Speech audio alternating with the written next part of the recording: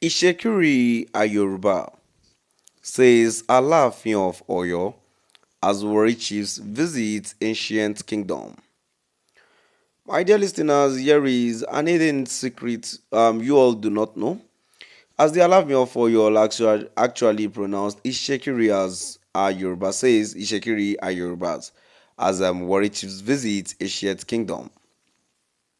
Moving on to the full details, kindly please ensure you like, subscribe to this channel and share. The Alaafin of Oyo, Oba Abimbola Akim Owade I, has declared that the Itsekiri people of Delta State are of Yoruba origin, being direct descendants of Oduduwa, the revered the progenitor of the Yoruba race. Owade made this declaration during a courtesy visit by a high-powered delegation of royal warrior chiefs and prominent Itsekiri leaders to the ancient palace of the Alaafin in Oyo town, the cradle of Yoruba civilization, considered to date back to the 12th century. Speaking during the event, the Alaafin said, "We are bound by blood. What affects you affects the entire Yoruba people. We have the same history, shared fears and aspirations. We need to work together as one people driven by the same history and destiny." He further recalled his connection to Warri, having served in the city during his National Youth Service Corps NYC year. The Alaafin said the Yoruba and the Itsekiri need to work together, adding that what affects Itsekiri also affects the entire Yoruba people. We have the same ancestry, history, shared fears and aspirations. We need to work together as one people driven by the same origin and destiny, or what they told the Warri chiefs. The visiting delegation was introduced by veteran journalist and historian Adewale Adeoye, with the Iyasheril of Warri Kingdom, Chief Johnson Amateru Elege leading the group.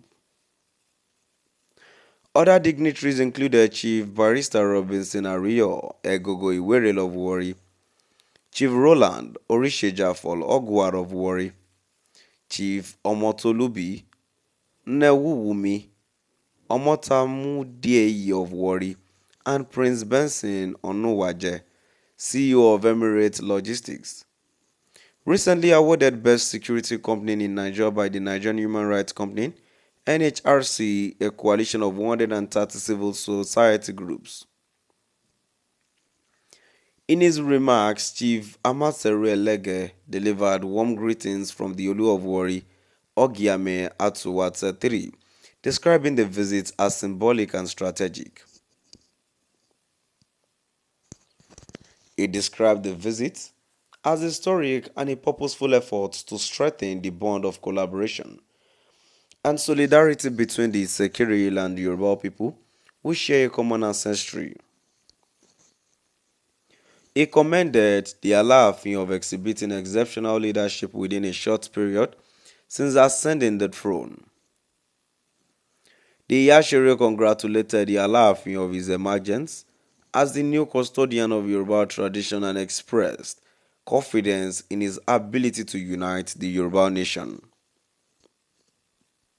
He noted that the Alaafin's rise to the throne came at a crucial moment in history, expressing hope that he would help heal the wounds of the past by uniting all descendants of Oduduwa in the pursuit of peace and prosperity. He further highlighted the long-standing political and economic marginalization of the Itsekiri people in Delta State, stressing that they have endured decades of repression and exclusion that must now be addressed. There is no ambiguity about our Yoruba origin. This is a fact we know. It is evident in our location in Delta, in our language, our culture, and the folklore handed over by our forefathers, he said. Other members of the delegation included Warri South Local Government Secretary Emmanuel Nunu, Chairman of Warri Indigenous Peoples Movement, Honorable Kingsley Tenuma Afere, its Secretary Monoyoledon, former Director of Protocol to the Delta State Government, Honorable Godwin Abigo, former Warri North Councillor Honorable Appearance Afejuku, and Community Leader Honorable Dere Jarekpe. Sarah Reporters recently reported how a Yoruba traditional ruler based in the United States, His Royal Highness Chief Lukman Ojora Aronfale, the Baba Oba of Oyotunji African Village in South Carolina, died following an alleged assault ordered by the Alaafin of Oyo.